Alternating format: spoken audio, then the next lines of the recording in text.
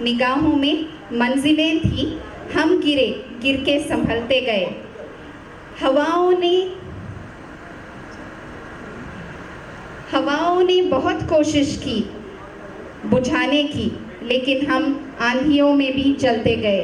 These are the perfect lines to describe the inception and the growth of MIA.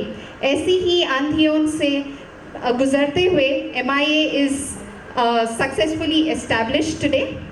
So to present a few lines about MIA, I would welcome our founder, who is also the CEO of Peenya Fine Corps and the founder of Peenya Fine Corps. He's been an industrialist since the past 4 decades. So kindly put your hands together for Janab Haji Abdul Wahid Sahib.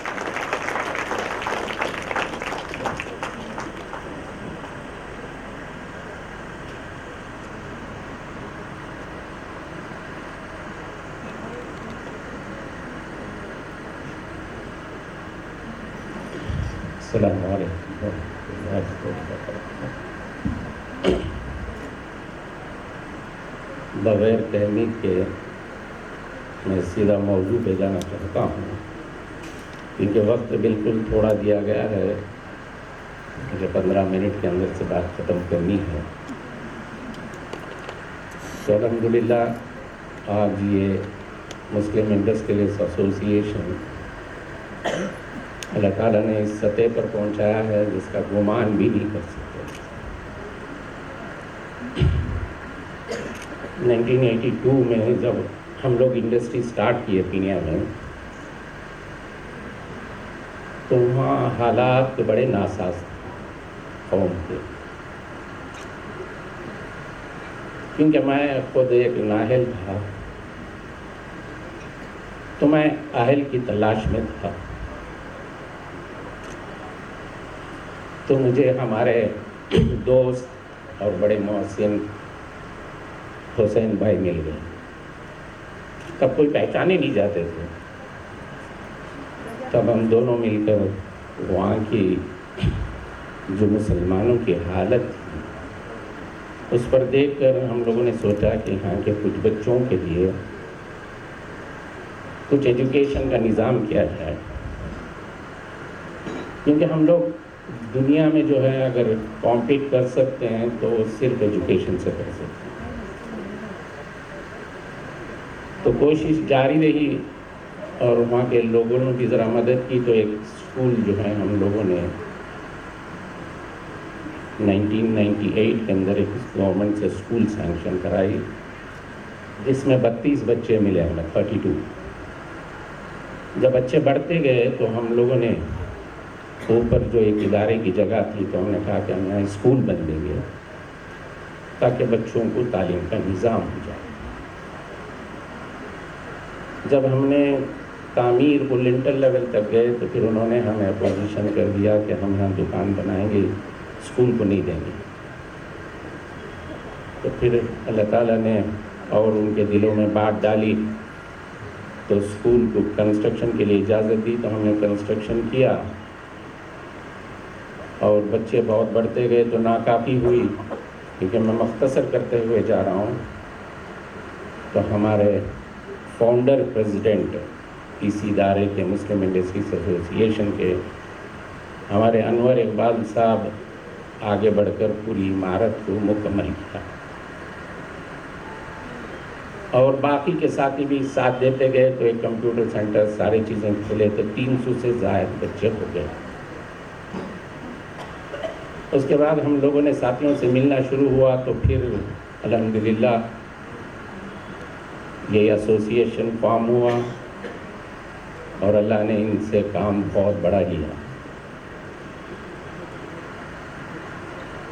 تو یہ کام جو ہے بہت اونچا کام،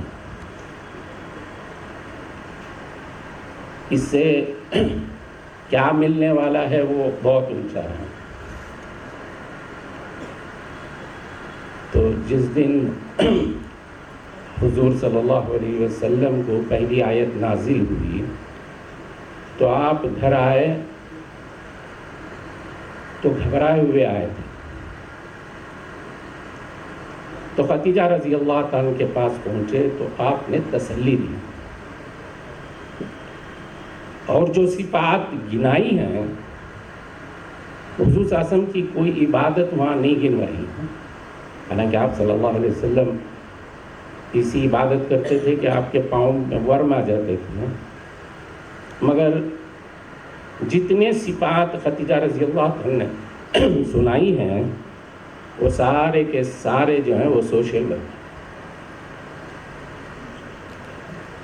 تو آپ نے کیا فرمایا کہ آپ غریبوں کی مدد کرتے ہیں، اب آپ جو ہیں بھوکوں کو کھلاتے ہیں، ننگوں کو پہناتے ہیں۔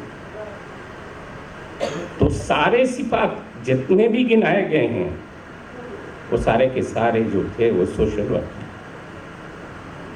یعنی آپ نے 40 سال جو ہے نبوت سے پہلے یہ زندگی کو عوام کے سامنے رکھا تھا کہ یہ زندگی ہوتی ہے۔ جب سارے کے سارے اس پر مطمئن ہو گئے تو پھر آپ صلی اللہ علیہ وسلم نے دین کو پیش کیا تھا۔ تو خدیجہ رضی اللہ عنہ ان صفات گنا کر آخر میں کہتی ہے کہ آپ جیسوں کو اللہ ہلاک نہیں کریں گے۔ یہ بات جو ہے علماء فرماتے ہیں کہ صرف حضور صلی اللہ علیہ وسلم کے لیے نہیں تھا، مگر قیامت تک آنے والے وہ انسانوں کے لیے ہے جو ان خدمات کو کرتے ہیں، اللہ تعالیٰ ان کو ہلاک نہیں کریں گے۔ تو یہ کام کرنے والے کبھی ہلاک نہیں ہو سکتے۔ تو ہم لوگوں کو جو ہے یہ اللہ تعالیٰ نے ایک موقع دیا ہے، کیونکہ ہر چیز اللہ تعالیٰ کی نعمت ہے، صلاحیت بھی نعمت ہے، علم بھی نعمت ہے، مال بھی نعمت ہے۔ یہ نعمتیں اس وقت نعمت بنتی ہیں جب اس نعمت کے دینے والے کا حق ادا کیا جاتا ہے کہ ان نعمتوں میں اللہ کا حق ہے، تو ان نعمتوں کو اللہ کی رضا کے لیے استعمال کیا جاتا ہے تو یہ نعمت بنتی ہے، ورنہ یہ نعمت زحمت بن جاتی ہے۔ اگر آدمی کو مال دے اور مال ناجائز جگہوں پر خرچہ کرے تو یہ اس کے لیے وبال بن جاتا ہے۔ صلاحیت اللہ تعالیٰ نے دی ہے، وہ صلاحیت اللہ کی ناراضگی میں خرچ کرتے ہیں تو اللہ تعالیٰ ناراض ہو جاتے ہیں، یہ نعمت اس کے لیے وبال بن جاتی ہے۔ علم دیا ہے، وہ علم جو ہے وہ ناجائز جگہوں پہ لگاتے ہیں تو پھر اس کا حساب دینا پڑے گا۔ یہ نعمتیں اللہ تعالیٰ نے دی ہیں، اس میں اللہ کا حق سمجھے، اور اللہ کا حق یہی ہے کہ اس نعمت دینے والے کا حق سمجھ کر اس نعمت کو اللہ کی مخلوق کے لیے استعمال کرے۔ تو یہ کام جو بھی کریں ان کا ساتھ دینا ہمیں لازم اور ضروری ہے۔ یہ کام بہت اونچے کام ہے، کام جو ہے وہ بہت اونچے ہیں۔ ماشاءاللہ آج یہ نوجوان اس کام کو لے کر اٹھے ہیں کہ اس جو ہے اس قوم کی خدمات اس کے اندر دے رہے ہیں۔ مین ایجنڈا جو ہے اس ادارے کا جو ہے مین مقصد جو ہے اس کے اغراض و مقاصد جو ہیں، ایک انٹرپرینر ڈیولپمنٹ ہے اور دوسرا اس قوم کی ایجوکیشن کے بارے میں ہے۔ یہ دو چیزوں کے بارے میں یہ جو ہے اب یہ ادارہ قائم ہے اور اسی کے کام کے لیے ہم یہاں آئے ہیں۔ ماشاءاللہ اس کے اندر دو چیزوں کا ہونا ضروری ہے کہ ایک جو ہے اسلام کہیں عورتوں کو محدود نہیں کرتا کہ وہ صرف 4 دیواری کے اندر رہے۔ اگر ہمارے اسلاف کے زندگیوں کو دیکھیں، صحابیات کے زندگیوں کو بھی دیکھیں، وہ سارے لین میں وہ آگے تھی۔ ذرا خدیجہ رضی اللہ تعالیٰ عنہ خود تاجرہ تھی، ایک بہت بڑی بزنس وومن تھی وہ، اور بڑے بڑے قافلوں کو تجارت کے لیے بھیجا کرتی تھی۔ ام عمارہ رضی اللہ تعالیٰ عنہ جو ہے وہ غزوات کے اندر زخمی لوگوں کی تیمارداری کرتی تھی، انہیں پٹی، زخمیوں کو پٹی باندھا کرتی تھی، پیسوں کو پانی پلایا کرتی تھی۔ غزوہ احد کے اندر ان کا ایک بہت بڑا رول رہا کہ جب فتح جو ہے شکست میں بدلی، سب بھاگنے لگے، پورا قافلہ منتشر تھا، یہ جمی ہوئی کھڑی تھی۔ اب جب بھاگ رہے لوگوں سے کہا کہ تم رک جاؤ، اور انہوں نے خود ایک صحابی کے ہاتھ سے اپنے ہتھیار لی اور حضور صلی اللہ علیہ وسلم کی حفاظت کے لیے کھڑی ہو گئی۔ اور خود حضور صلی اللہ علیہ وسلم فرماتے ہیں کہ میں دائیں دیکھتا تو میں عمارہ کو دیکھتا، اور بائیں دیکھتا تو انہی کو دیکھتا تھا، اور دعا دی۔ تو میں عمارہ رضی اللہ تعالیٰ نے حضور صلی اللہ علیہ وسلم سے درخواست کی کہ مجھے دعا دے دو کہ آپ کے جنت کے اندر رفاقت نصیب ہو جائے۔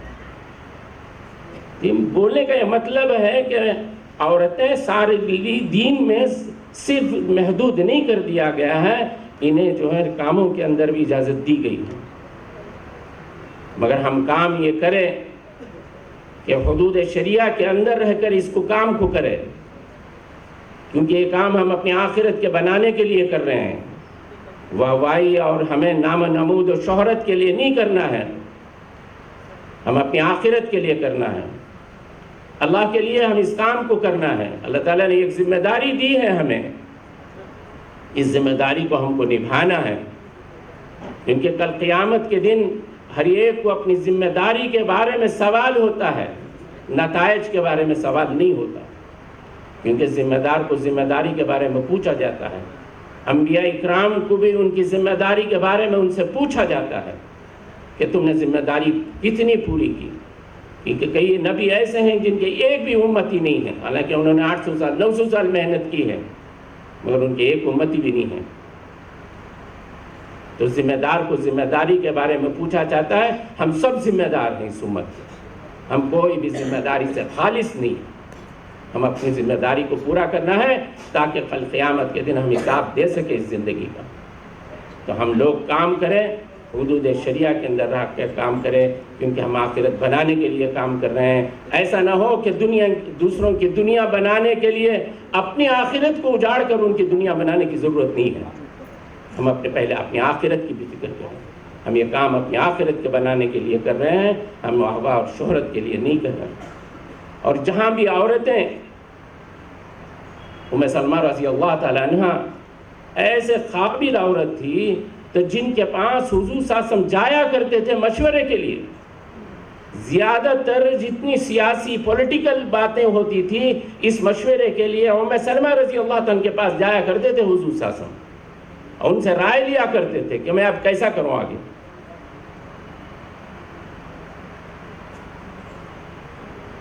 جب صلح حدیبیہ میں گئے ہیں تو عمرہ کرنے کے لیے اجازت کفار مکہ نے نہیں دیا ہے، آپ رکے اور صحابہ سے فرمایا کہ اپنے احرام کو کھول دو اور سر کے بال منڈا دو، تو کوئی صحابی تیار نہیں ہوئے، کیونکہ ایک جذبے کے ساتھ نکلے تھے ہم عمرہ کریں گے۔